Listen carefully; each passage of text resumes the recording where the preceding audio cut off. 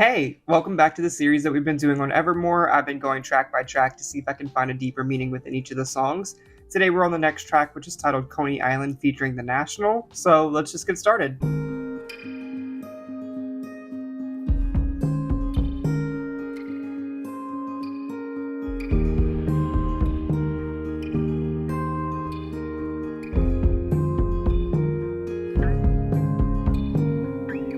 Break my soul in two, looking for you, but you're right here. If I can't relate to you any more, then who am I related to? And if this is the long haul, how'd we get here so soon? Did I close my fist around something delicate? Did I shatter you? Alright, so this is clearly going to be an interesting one. It says, break my soul in two, looking for you, but you're right here. If I can't relate to you anymore, then who am I related to? And if this is the long haul, how'd we get here so soon? Did I close my fist around something delicate? Did I shatter you? So that kind of makes me think of a relationship ending prematurely or sooner than they expected it to. And then maybe it's the thoughts of thinking, did I cause the relationship to end by maybe being too needy or something along the lines of that? Because I kind of think you're to blame. And with that visual, it kind of makes me think of holding on too tightly and not giving that person the space that maybe they needed. And I'm sitting on a bench in Coney Island, wondering where did my baby go? The fast times, the bright lights, the merry-go. Sorry for not making you my centerfold. Over and over, lost again with no surprises. Disappointments, close your eyes and it gets colder and colder when the sun goes down. Okay, so let's read that chorus. It says, and I'm sitting on a bench in Coney Island, wondering where did my baby go? The fast times, the bright lights, the merry-go. Sorry for not making you my centerfold. Over and over, lost again with no surprises. Disappointments, close your eyes, and it gets colder and colder when the sun goes down. So maybe Coney Island was a pivotal part of their relationship, so she kind of went there to kind of reminisce on the relationship. And like the image that you get, it's that it's a much darker version of it because they're not together anymore. One from the visual on the lyric video right here, but then it mentioned the fast time and the bright lights because that's when they were together, and now it's getting colder and colder, so maybe it's like also trying to show time passing, like a difference of seasons, because I think that also happened in All Too Well, where as the 10-minute version progressed, it kind of went to different seasons with the snow falling or something, so I think that has a little bit of a similarity here.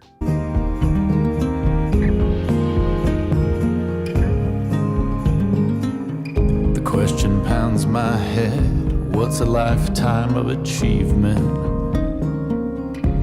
Can I just say that I forgot that this had a feature, so when I heard a different voice, I kind of had a little bit of like a, oh, that's a thing. If I pushed you to the edge, but you were too polite to leave me, do you miss the rogue who coaxed you into paradise and left you there?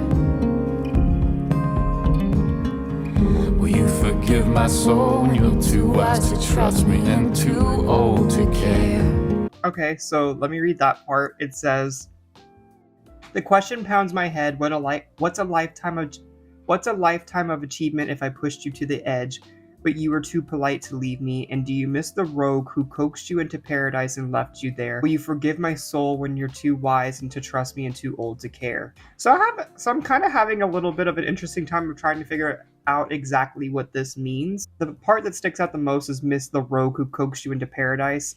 So maybe they were different people at the beginning of their relationship, and one of them pushed them to do certain things in the relationship. I'm not exactly sure what, but maybe that's what caused the break in the relationship, is that maybe one of them was trying to change the other person too much. And if you have to do that for your relationship, it usually won't work.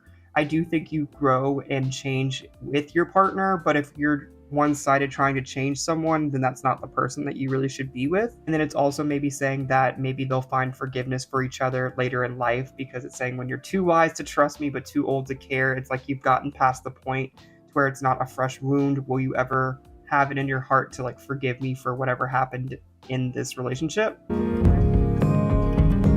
Cause we were like the mall before the internet. It was the one place to be. The mischief, the gift-wrapped suburban dreams. Sorry for not winning you an arcade ring. That line was pretty funny, because we were like the mall before the internet. It was the one place to be. The mischief, the gift-wrapping suburban dreams. Sorry for not winning you an arcade ring. That is so true, because I feel like I grew up in the in-between before things changed, but also enough to be kind of a kid. Like, I did have an iPhone pretty young, but also at the same time, I would get dropped off at the mall on the weekends with my friends, and it was the place to be. Like, even if you were going to use the photo booths, walk around, I don't know, like, it was definitely a thing that people did, and I definitely did that. I was a sucker for an icy and pretzels, so that's what I would do when I would go to the mall. But I feel like this line is overall trying to say they missed the thrill of their relationship, because they're talking about when the mall was bustling, and that's maybe when their relationship was also. And also, sorry for not winning you an arcade ring. Was that trying to say, like, sorry I didn't show my affection, maybe? Because, like, no one actually probably wants an arcade ring, but maybe they just want the idea of their partner just, like, signifying their love with something kind of insignificant, but it's just like a reminder of the casual everyday, like, you are still in love with me. So maybe that's what that's trying to do there. Over and over, lost again with no surprises, disappointments. Close your eyes and it gets colder and colder when the sun goes down.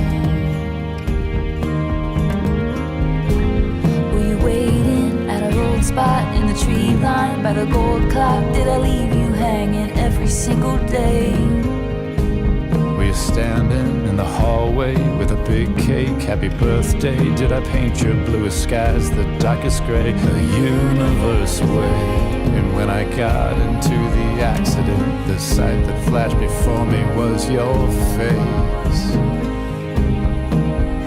When I walked up to the podium, I think that I forgot to say your name. Okay, there was a lot going on in that bridge. It says, were you waiting at our old spot in the tree line by the gold clock? Did I leave you hanging every single day?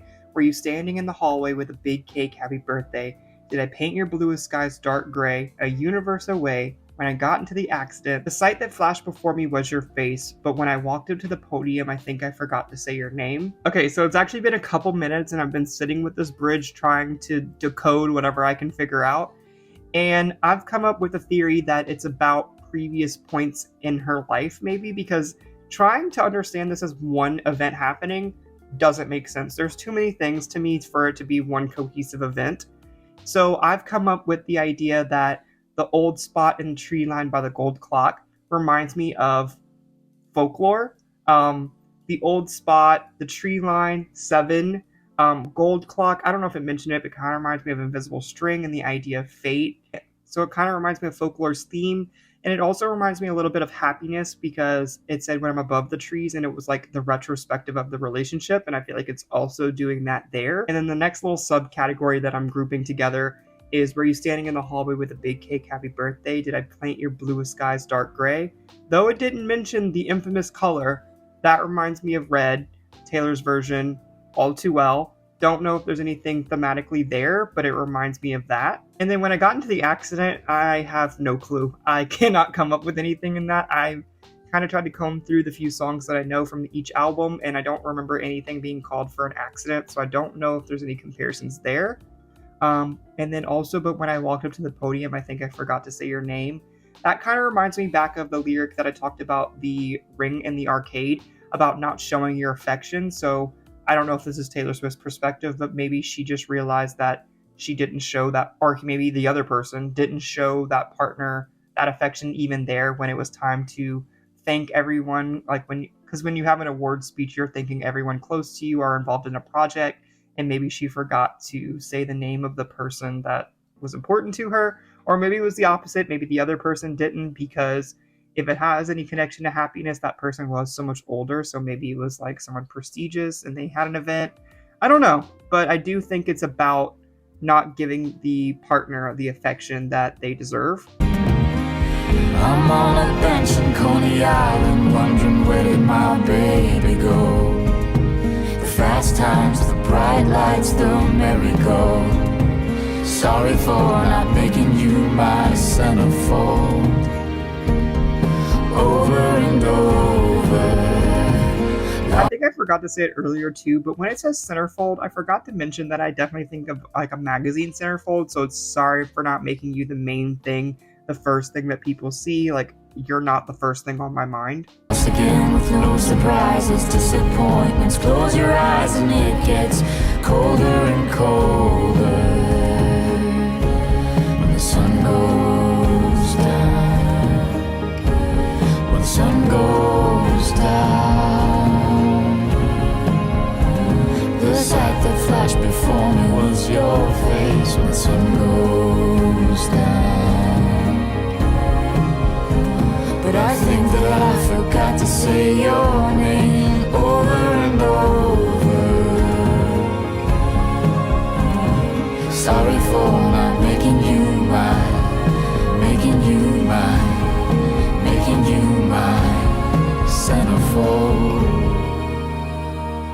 Alright, so that was the end of Coney Island featuring The National. I absolutely enjoyed this song. I'm gonna compare it to other male feature songs that I've heard from Taylor Swift, like Run, Everything Has Changed, The Last Time, and Exile. I like this more than Exile. I think I like this more than most of her male-female collabs, though all of them are great. Something about this one was really cool. I liked it a lot. But thank you for watching. Let me know if you have any perspective on the song, especially that bridge. I feel like y'all know something that I don't know, so let me know if you know anything about that. And thank you again for watching, and I'll see you in the next video.